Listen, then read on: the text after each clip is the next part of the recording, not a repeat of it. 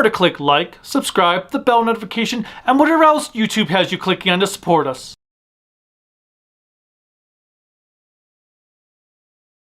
What's up everyone, I'm the Kaiju no Kami from the Toku and Animation News Network. Today I'm taking a look at IDW's 4th issue to Teenage Mutant Ninja Turtles vs.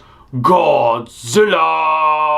After arriving in Japan, the Turtles took on Godzilla and pretty much got their butts kicked. Donatello ran off to meet with a fellow scientist named Emmy, being introduced to an inactive jet jaguar. Meanwhile, Krang used a special version of mutagen containing kaiju DNA on Bebop and Rocksteady, which showed immense growth. Lastly, April and her crew arrived on Infant Island and met with the Shobijin. The plot heats up as the stakes get bigger. How will they be able to handle this situation? Watch to find out. The characters and plot. Apparently Mechagodzilla and G-Force were defeated off-panel. The Super X crashes and the surviving pilot hands the Turtles 3 vials of Kaiju-Jin before dying. New versions of Bebop and Rocksteady emerge to tangle with the Turtles, who have obviously grown tired of being mocked. The Turtles realize Playmates can't sell the toys on gimmick alone and drink the Kaiju-Jin, turning them into the Teenage Mutant Ninja Titans. Things get a bit weird, especially when April shows up.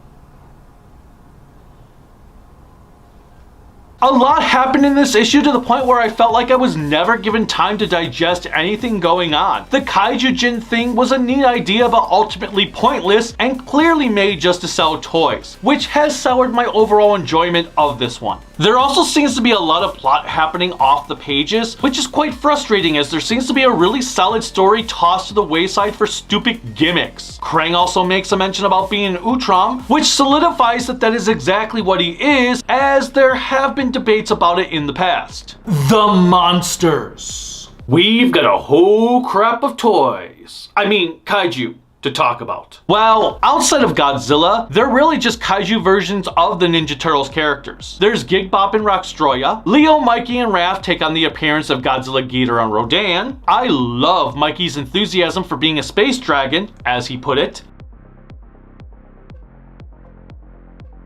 Donatello rebuilt Jet Jaguar, April somehow became Mothra, while Krang is Hedorah. There's also a surprise at the end I'll wait until the next review to reveal, though if you have seen Playmates' recent figures unveiled, you can probably guess what it is. The artwork. The art has some truly great pieces in this one. My favorite is probably the one of Raph Rodan attacking Gigbop. The fire around them illuminates the page and I just love the pose Raph is positioned in. It also has some nice shading too. Speaking of dark levels, another solid piece is of the Turtles inside the Technodrome taking out foot soldiers. Unfortunately, I was quite disappointed with the pacing of this one as things were moving so quick, a lot of it was rendered moot. I hope it all pays off in the end in the next one, because right now I'm starting to feel like this should have been a 6-parter. Guess we'll find out next time. Until then, bye.